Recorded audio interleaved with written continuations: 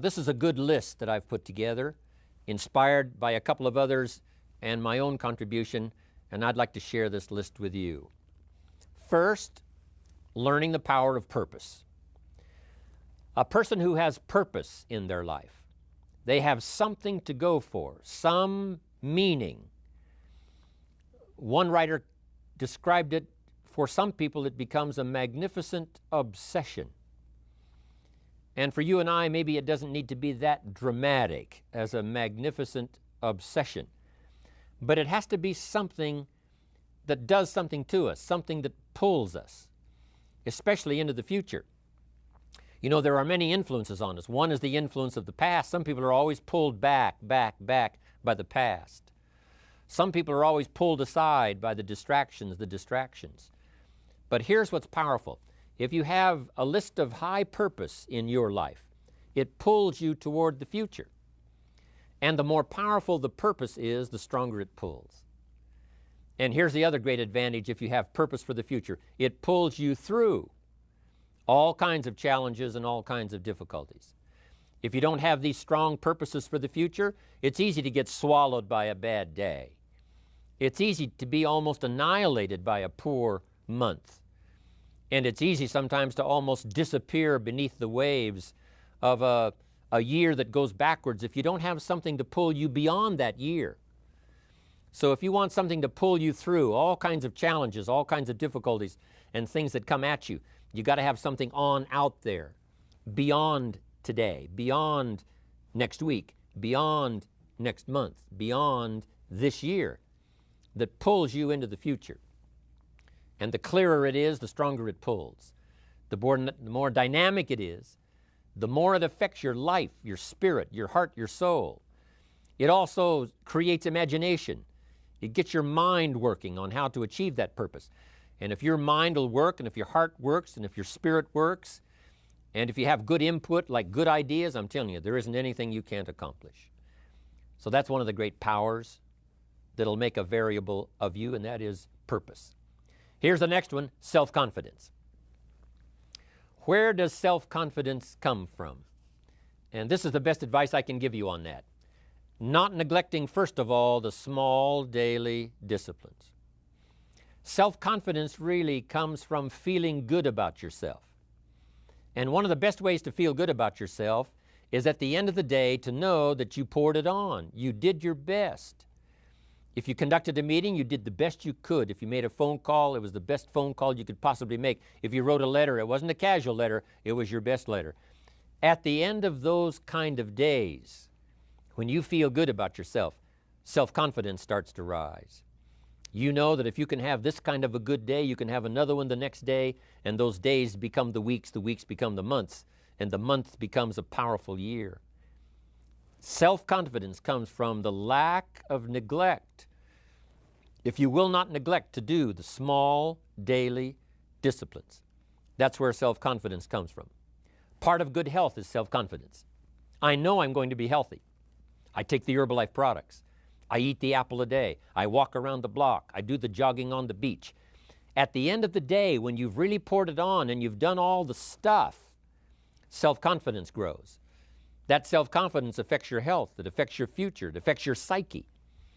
So this is true. One of the great powers is self-confidence. Self-confidence means willingness to do whatever it takes to achieve. Some people say, well, I'll do it for a little while and see what happens. You know, I'll try a couple of things. If that doesn't work, I'm out of here. And all of us know that that kind of person doesn't have much of a future. But if you're willing to do whatever it takes, if I have to learn a couple of things, I will learn those things. If I got to learn 5 or 6 things, I'll learn all 6. If I have to take an extra class, I'll take an extra class. If I've got to read the books, I'll read the books. If I have to consult with people who know more than I know, I will do the necessary consulting. Whatever it takes, I will do. That starts to develop unbelievable self-confidence. Self-confidence also comes from the ability to rise above your circumstances, to rise above what happens, the petty little things, the discouraging things that would sink everyone else's ship except yours, that would cause someone else to quit early in the day, but you keep going. that kind of willingness to overcome all circumstances, whether it's the little challenges or the big challenges. If you're willing to do that, I promise you, this kind of power will work for you, and in you, the variable, it'll make a difference. The third on the list I had was enthusiasm. And here's what I wrote about enthusiasm. Enthusiasm that's powerful is mostly enthusiasm that is enthusiasm inside, 90%, 10% outside. We all know what the enthusiasm is like when somebody lets us see their enthusiasm, which is like the 90%, and only 10% of it is inside. But the enthusiasm that really affects people is not just being loud, but the enthusiasm that runs deep, the enthusiasm that comes from deep inside, created by self-confidence, created by purpose, created by genuine willingness to help other people. That kind of enthusiasm, knowing that you're going to get the job done, knowing you're going to affect people, knowing you're going to have testimonials flowing in from all kinds of directions. That kind of enthusiasm. A lot of it is quiet. A lot of it is unheard. And the 10% that's heard, it rings a bell. People call it genuine enthusiasm because they know that what you say in the outward display of your enthusiasm is only a small tip of the iceberg of the enthusiasm you feel inside that really motivates you to do the best job you can. Next on my list to help you become the powerful variable is expertise. Wanting to excel in all of the skills and settling for nothing less than an outstanding performance. If you're willing to be the best in your field, if you're willing to demand of yourself excellence in skills, to be the best that you can possibly be, in the training, do the best you possibly can. In doing a workshop, do the best you possibly can. Developing the skills of using your personality, developing the skills of language, developing the skills of influence, developing the skills of organizing. If you're willing to be an expert in all of the skills, Herbalife has the way for you to invest those skills and not only make a handsome living, not only make a lot of money, but if you would so desire and if it would be your purpose, a chance to make your fortune. Expertise, excellence in skills. Here was the next one on my list, making a powerful contribution to you, the variable, and that is preparation. Well prepared. And preparation, of course, involves a whole lot of things. A big share of our life is preparing, getting ready. When we go to the first grade in school, we're just preparing for the second grade. After we've finished 2 grades, the 2 grades prepare us for number 3. Sometimes it seems like a long, excruciating time. And the time will just seem like it'll never come when we can finally have the performance that we really want. But it takes time to prepare. It takes time to get ready. And the decisions you make in the preparation time, those are the decisions that last for a lifetime. Preparing to have a good day. It's that preparing, maybe the night before, maybe the couple of days before the day that you're going to put everything together. The preparation for a meeting means that you've taken it serious. The preparation for doing a workshop means you're serious about the workshop. You want to make the best contribution. That kind of preparation is important. But here's preparation that's very vital, and that is to prepare yourself for success. Life seemingly does not wish to waste success on the unprepared. Life says, why waste a fortune on this person? They're not prepared to do the right things with it. They're not prepared to use it wisely. If a fortune was bestowed upon this unprepared person, it would probably be wasted. The people that could have been touched won't be touched. What could have been done won't be done because this fortune will have been wasted on the unprepared person. So not only look for fortune, not only look for the promise, but prepare yourself and ask of yourself, what can I do to make myself ready? Because remember, life was designed not to give us what we want, not to give us what we need, but life was designed to give us what we deserve. Every value in life must be paid for, and those that pay are the ones that get it. It says those that give receive. Someone says, I wish to receive, I wish to receive. You don't have to concentrate on receiving. Just become a good giver. It says those that search will find. Someone says, well, I need to find some good ideas to help change my life for the future. Then to find good ideas, that doesn't come because you need them. It comes because you search for them. If you want good ideas, you got to go after them. You got to go to the class, you got to go to the workshop, you got to go to the training, go to the book, right? You got to go to the journal, right? Go where good ideas are being taught, go searching, go looking, because good ideas are not going to be wasted on those that are not seeking, searching, well prepared. So, prepare yourself to be ready for fortune when it comes, to be ready for challenge when it comes, to be ready for opportunity when it comes. Opportunity comes along and passes by the person that is not well prepared. I want to prepare myself this year for next year. Yes, I wish to be effective this year, but I'm also thinking of ways, how could I be better? How could my ideas be more powerful? How could they be sharper, more clear? How could I reach some people next year that I perhaps can't reach this year? I haven't reached deep enough into my own soul to affect some people. Some people just pass by and say, hey, what a good speech. But how could I make it stronger than that, deeper than that, more powerful than that? I cannot be as powerful as I could be next year. You know, you can't go to the 10th grade in the 5th grade. You just got to go through the grades. But the more you are prepared, when the 10th grade finally comes, now you can cash in and get 2 times, 3 times, 5 times more value from it by being prepared. I want to do my best this year for Herbalife, but I also want to get ready for next year, 1999. And then when the year 2000 comes, at the turn of the century, I want to be well equipped by language, by instinct, by temperament, by personality, by influence, to really be valuable the year 2000, 2001, 2, 3, 4, 5. That's my goal. I'm sure it's your goal. Now here's the next one. There's great power in self-reliance. Self-reliance means you simply look mostly to yourself. It would be nice if someone just gave you this, gave you this, gave you this. It would be nice if everyone did their job exactly as they're supposed to do it. But here's what you've got to do. Primarily rely on yourself. Primarily say, I'm the person responsible. And I will learn the necessary skills so that I can help people learn their skills. If I need lots of people to do certain things to build my organization, that is what I must have. But I've got to be the final backstop. I've got to be the final one that people can rely on, so that if this is missed and this is missed, I can catch up, I can fill the gap, I can do the job. We have to do it when we conduct meetings. We have to do it when we conduct training. We have to do it when we're in a class of just a few. What someone might have missed, we're there to fill in. Self-reliance.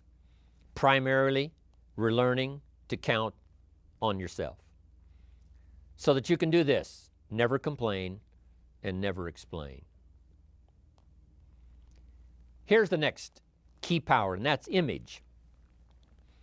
There's many parts to image. The image that others see you as, the image you have with other people. And it's very important how other people see you. If they don't see you as a leader, chances are they won't pay attention. If they don't see you as being in control, chances are they won't have the trust.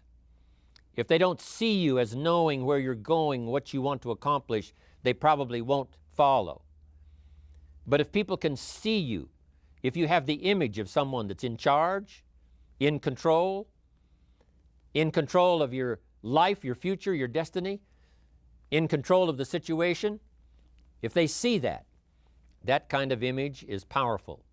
It helps to win the day. It attracts other people.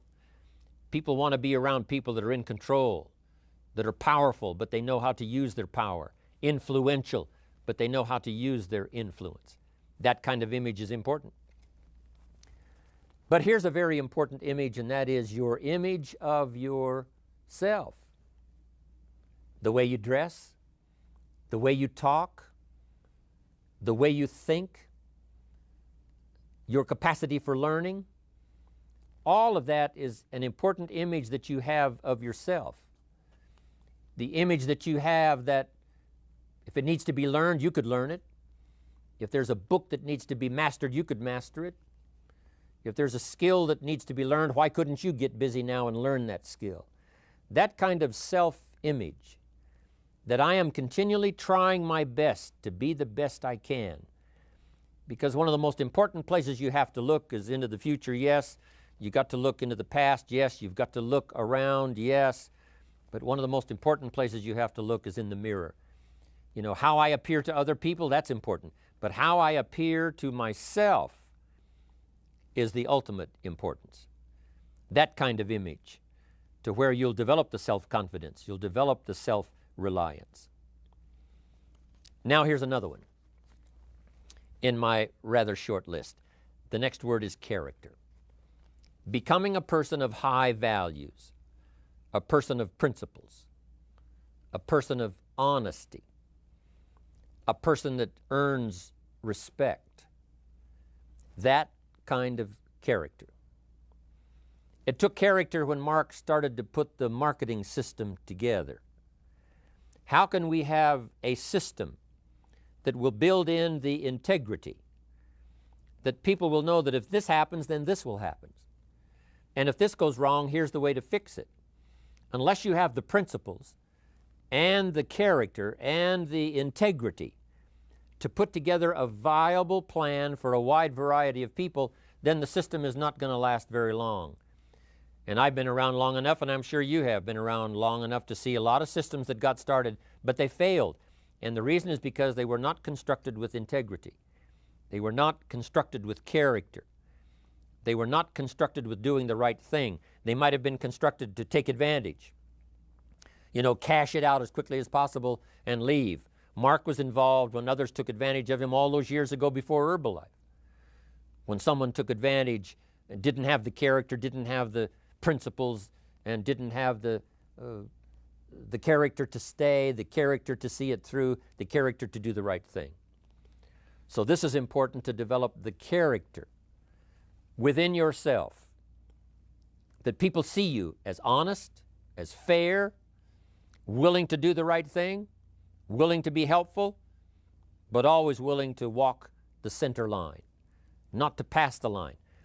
When we come to an opportunity like Herbalife, especially multi-level network marketing, it is so dynamic, it is so powerful, and it is so possible in fortune making that sometimes people want to speed up the process by cutting the corners, by neglecting to do the right things, you know, to cheat a little here, you know, cross the line just a little bit, because then, you know, it'll grow faster and you can cash in quicker. Not necessary here. Doing Herbalife right will build your fortune longer and stronger than trying to cut the corners and not doing it right. If we'll have the integrity that Mark had when he started it and keep perpetuating that we will do the right thing by the marketing system, the right thing by a distributor who has a customer and they take care of that customer belongs to that distributor. That kind of integrity in the marketing system, the kind of integrity we have among each other, the kind of character we have to rely on each other, because here's what we cannot do. We cannot do this by ourselves. Mark's got to count on me. I've got to count on Mark. We've got to count on the president's team. The president's team has to count on the chairman's club for advice and counsel. We have to count on the millionaire team, the tabulator team, the world team. We've got to count on the distributor. We've got to count on the distributor giving the right message to the potential customer. We've got to count on the distributor giving wise counsel to the new recruit, teaching them the right way, the Herbalife way, the principled way, the character way. Vitally important. Building and developing your own character. Now here's another one. It's called self-discipline. Self-discipline, all of us have a challenge with that. Because sometimes it's easy, and especially if you're working hard, doing the best you can, it's easy sometimes to let up and let it go. But remember, So many people, especially now that we're as big as we are around the world, are counting on what we do. At home office, they have to be careful. They have to be disciplined. It's easy for the person who ships the product from Herbalife says, oh, well, I'll wait until tomorrow to ship it. And then they go home and sleep like a baby. But the distributor who's waiting for that product doesn't sleep that night, or doesn't sleep when the product doesn't show on time.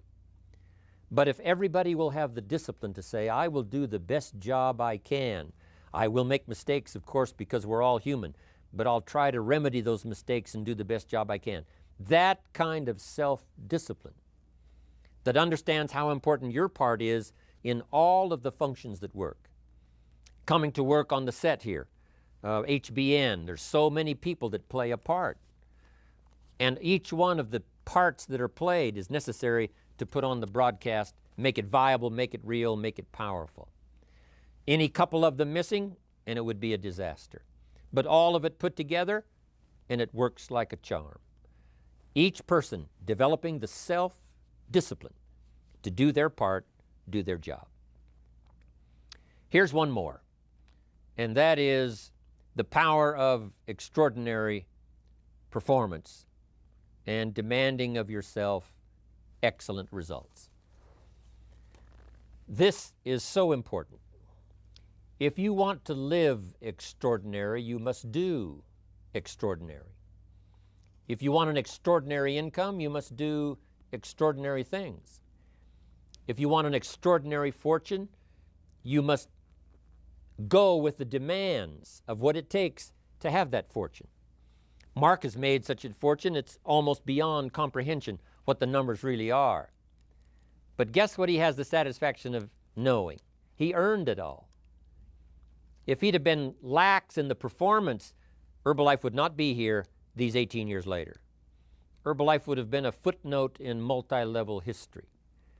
But because he performed year after year, the 3rd year and the 5th year, and the 7th year and the 10th year, and the 12th year and the 15th year, and now performing well in the 18th year, I'm telling you, that's what makes it such a viable fortune for Mark personally, of course, because he did the job. If we would ask of ourselves that kind of performance, and you've got to ask it of yourself. You know, I can't ask it of you. I would try to inspire you. I would try my best to share with you what it might taste like, what it's like to finally make your fortune. It happened for me. But here's what you must do. You must demand it of yourself. Society does not demand that you not have a heart attack. But if you want to escape having a heart attack, you must demand it of yourself. Society doesn't demand that you take Herbalife and improve your health. You have to demand it of yourself. Society doesn't demand that you jog around the block every morning. But if you want good health, you must demand it of yourself. Society doesn't demand that you read a couple of books a week and improve your intelligence and your knowledge. That you must demand of yourself. Society does not demand that you build a financial wall around your family nothing can get through. That's not a demand of society. But you must demand it, if you wish it, you must demand it of yourself. Society doesn't demand that you learn a list of 10 skills in order to ensure your own future and the future of your family. Society doesn't demand it, doesn't require it. It is not a law. But if you want the benefit, you must demand it of yourself.